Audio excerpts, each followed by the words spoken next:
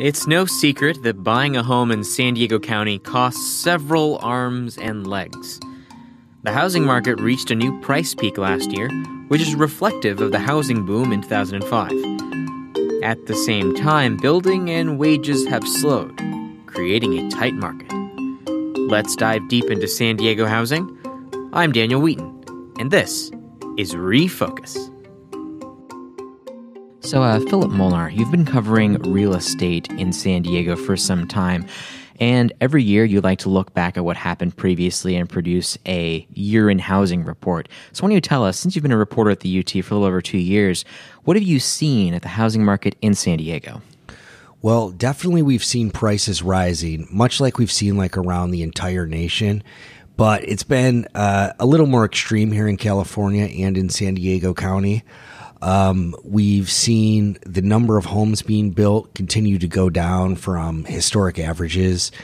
And also like the number of homes for sale, just month by month, like keeps going down.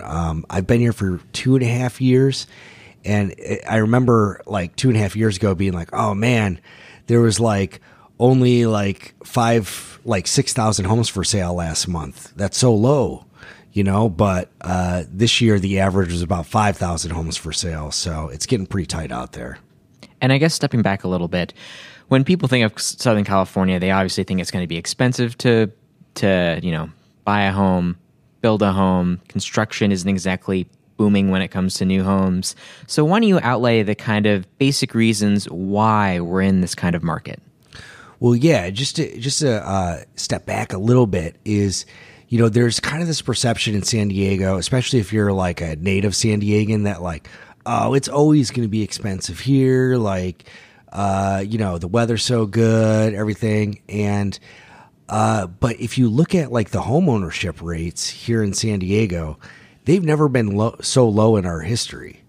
And the number of renters here in San Diego is the highest now that it's ever been since we've been keeping records. And they go back to like about 1950 are pretty good for those. So we see that happening. A lot of stuff I get from industry sources, it's like there's a lot of regulations that limit the amount of new home construction. Mm-hmm. And a lot of people who live in San Diego don't like new homes being built in their neighborhood. I mean, it's like a common thing, like the last housing development you want is the one you move into.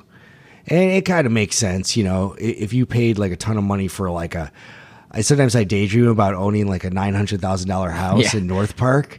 And then I like imagine like, oh, what if there was like all of a sudden a skyscraper like built right behind me? Like I might be kind of angry, but I mean, that's sort of what we're dealing with, like, so there's a lot of that going on where people don't want to build.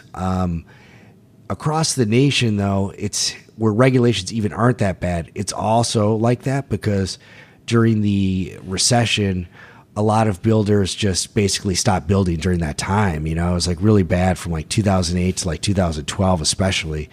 So, but that didn't stop people from like being born and whatnot. Mm-hmm. So it's like all these builders need to catch up with the growing population, and now it's after taking like essentially like 4 years off. So that's kind of what we're dealing here, but it's like a more extreme version here in San Diego.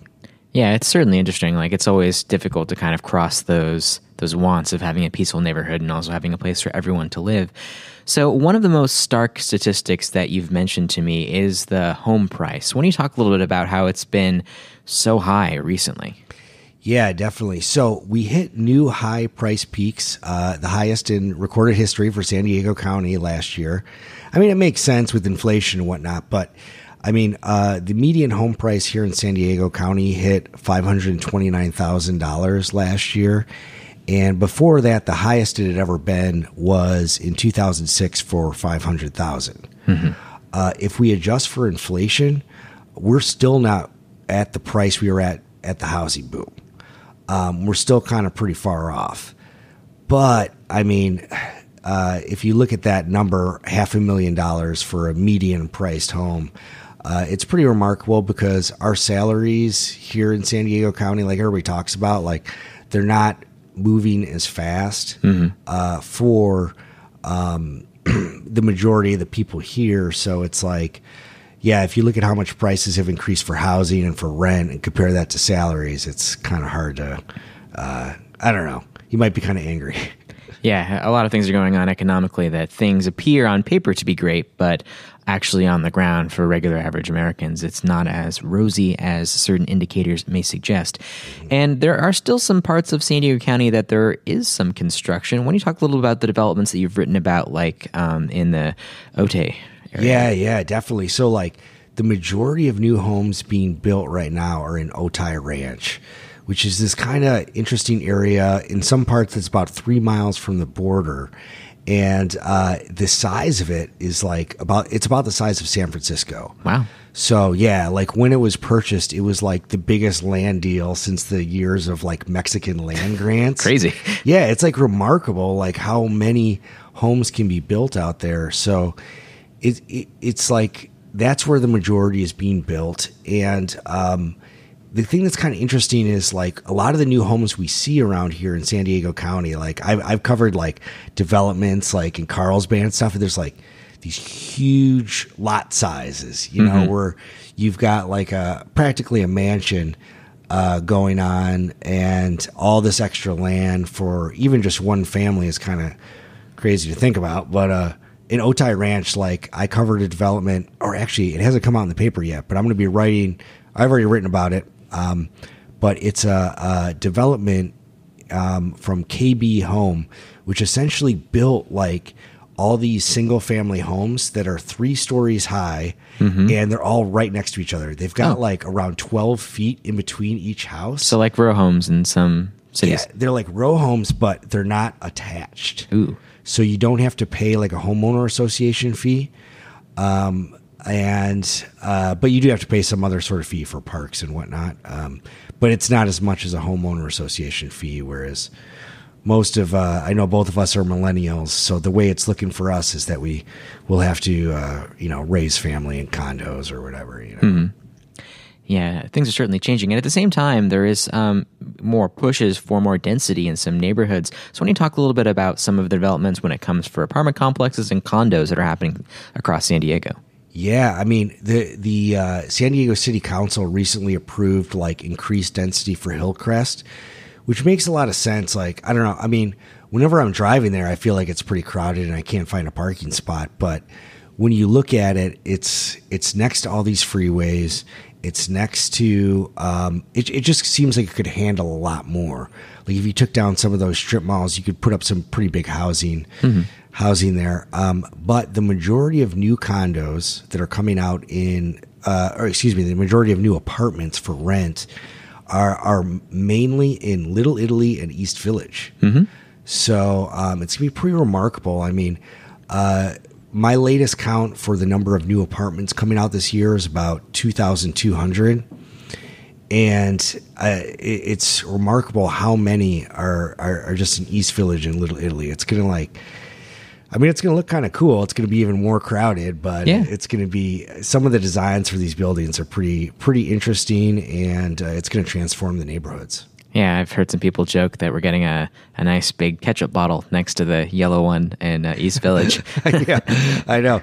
I don't know. I mean, I'm from Detroit. Like, there's no buildings there that have like these neon like colors and all this kind of stuff. So, I don't know. I mean, some argument I heard from the Port of San Diego when they were trying to remake some areas downtown is that when you look at a map of San Diego, like, no one knows it's San Diego. Like, it could be like any city, you know? And maybe that's one thing about San Diego that's going to stand out architecturally, is like, we got these really bright colors and these like neon lights attached to the side. I don't know. I think it looks cool, but I don't live in one of them or next to one. Yeah, that's one thing I've always thought, like looking at the skyline at night, it does look way more interesting than it does during the day. It is really interesting how like the decorations and the architecture, you know, day by night is literally night and day. I know.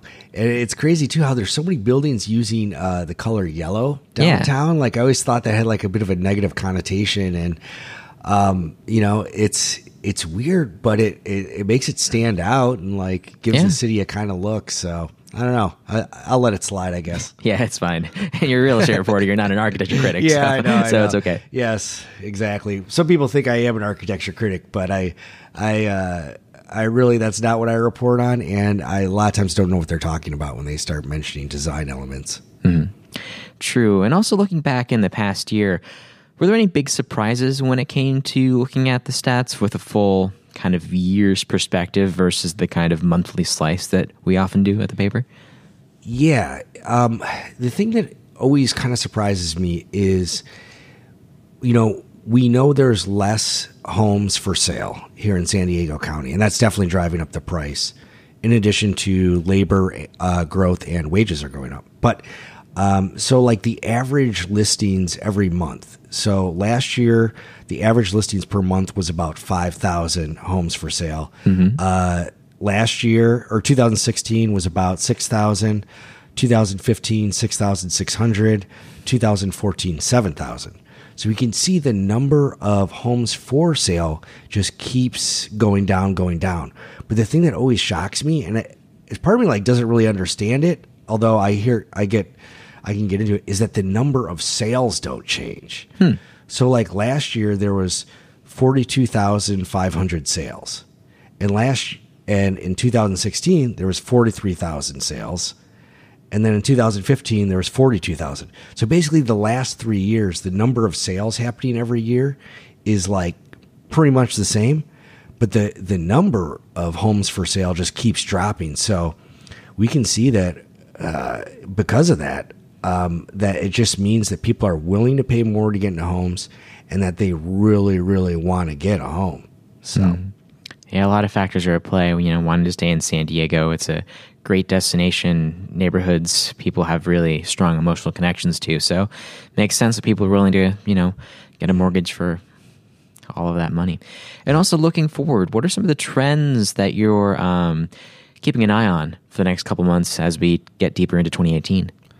Well, there's been a lot of movement in the real estate space, like realtors, basically. It's not that hard to sell a home in San Diego County. Okay, I shouldn't say that. That's probably going to make some people angry. All right, well, let's just put it this way.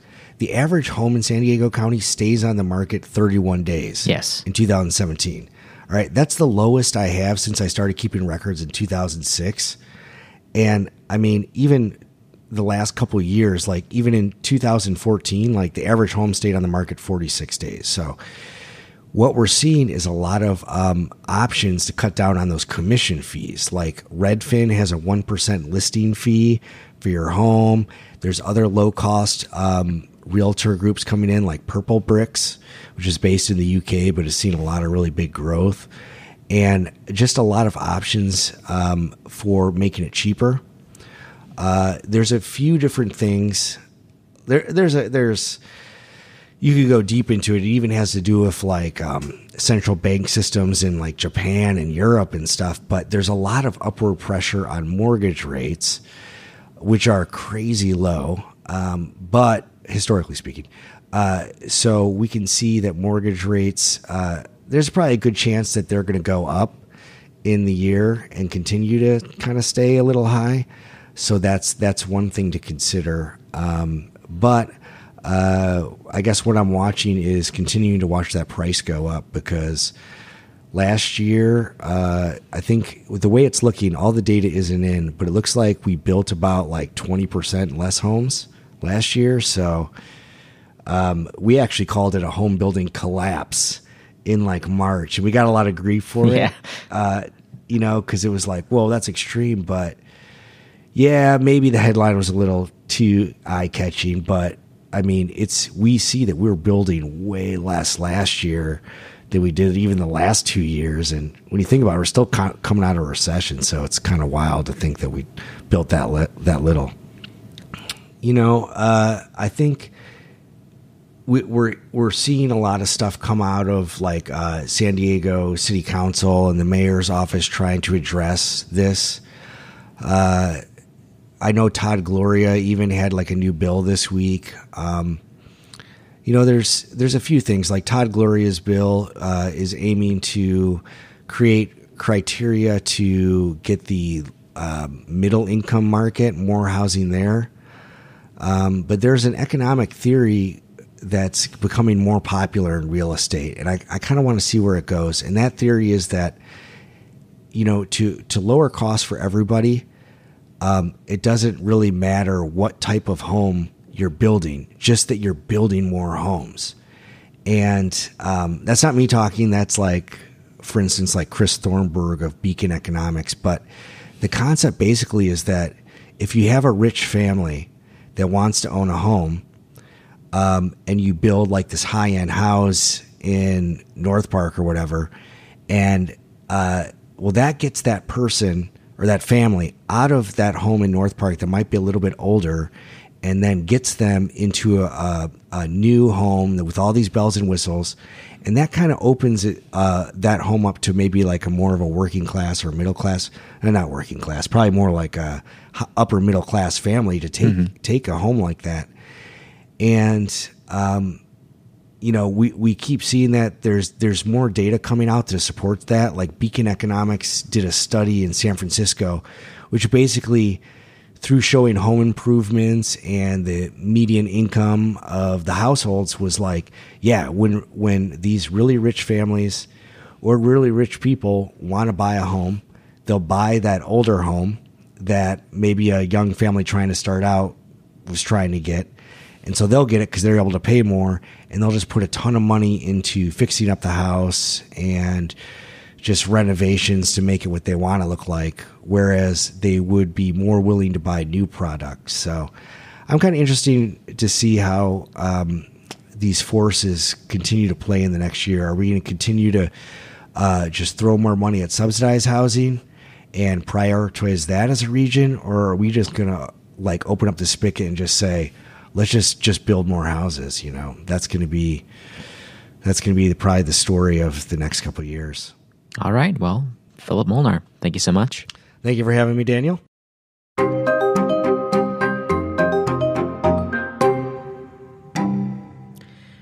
In other news this week, Assemblywoman Lorena Gonzalez Fletcher introduced a bill in the legislature to ban youth football.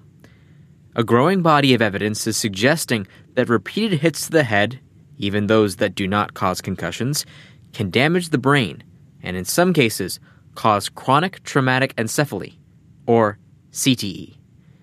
California's legislation comes as several other states are considering bans. Here in San Diego, Joe Cornell of Rancho Bernardo is suing Pop Warner Football for the brain damage her son suffered, which led to his suicide. At 25, her son Tyler committed suicide, following 7 years of him dealing with mental illness. In 2001, Tyler had reached the Pop Warner Super Bowl and had played from the ages of 8 to 17. Tyler was just a wonderful young man, very easygoing young child, fun, funny, just a blessing to have in our life, in the life of his friends and family, and we miss him every day. Following graduation, he had been hospitalized numerous times because of anxiety and depression. Tyler was interested in football from a young age. He played from 1997 to 2002 with Pop Warner here in Rancho Bernardo. Those were Tyler's best memories growing up as a young football player. His teammates were his brothers. I think a young person has to love what they're doing in order to do two-a-days and gassers and all that it entails to being a football player. To be part of what was a Raptor family for our little team. And those were good and long sustained friendships. Tyler read 3 grade levels higher at each step of the way through school.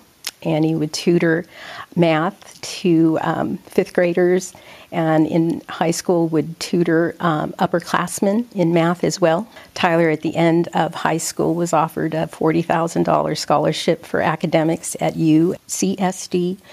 At the end of senior year, Tyler, who had always been a happy, just outgoing young man, had started to have depression. He had turned 25 in February, and April 3rd of that year, he was gone. It was just his depression and despair. It wasn't until Tyler passed and took his life that the thought to have his brain examined for a CTE occurred, in terms of a young man's life who had promise and all the potential, had a whole life ahead of him. And so to know from a scientific point of view, if there was something that doctors couldn't see and they couldn't tell or diagnose because they couldn't see the inside of the brain and the cells from a cellular level, what was going on. It was an avenue that we should pursue, just to know, to actually have an answer for what was an unknown. Then, Joe met another mother whose son had CTE, Kimberly Archie. Archie's son, Paul Bright Jr., died just 5 months after Tyler did. They then decided to team up and sue Pop Warner. It is our opportunity for myself and Kimberly Archie, a mom who also lost her son with CTE, to have justice on behalf of our sons. Our goal is to win. We think we were wronged. We've lost our sons to CTE. That is probable that they received this disease, this degenerative brain disease, while playing Pop Warner football. I would like to see, and hopefully we are successful in having changes to the game to make it safer for young boys to play and not be injured, to have the benefits of camaraderie, teamwork, discipline, the good things. We just want to make sure that kids and parents are educated about these risks, and I think that Kimberly is doing a great job with that. It is a concern. I think everybody should be aware of it and know exactly what the challenges are. I think that the league, youth sports, can do more to make the game safer. And I know that they're looking really hard at doing what they can to make the game safer. Guys my age now are starting to have issues like dementia. We hear more stories of CTE. Guys are taking their lives, and once we get their brains and look at them, there's a lot of evidence that they have CTE. I think it made everybody in San Diego take notice that this is someone that we all respected and enjoyed watching as a player, as a person who had positive impact on his community. I mean, Tyler has a signed autograph football from Junior Seau. You know, it was meaningful for our family. And so to think now that Tyler shares that with Junior is just really, it's just a profound and it's heart-wrenching story for our family and the Seau's family. A California district court judge ruled that the case against Pop Warner Little Scholars, Inc. could move forward to trial. Those included claims of negligent fraud, fraudulent concealment, and negligent misrepresentation. Pop Warner did not respond to repeated questions. Refocus is a production of the San Diego Union-Tribune. Our editorial directors include John McCutcheon and Christina Byvik. Our team includes Laura Hockley, Lauren Flynn, John Kelly, Annie Halbrin, Casey Alfred, Nel Cepeda, Hayden Palmer IV, Eduardo Contreras, Alejandro Tamayo, Howard Lippin, and John Gibbons. Research and data help came from Schaefer Grubb, Michelle Gilchrist, and Mary Matagudo. Special thanks to Todd Leonard and Michael Smolens. And I'm Daniel Wheat. Until next week. Until next week. Until next week.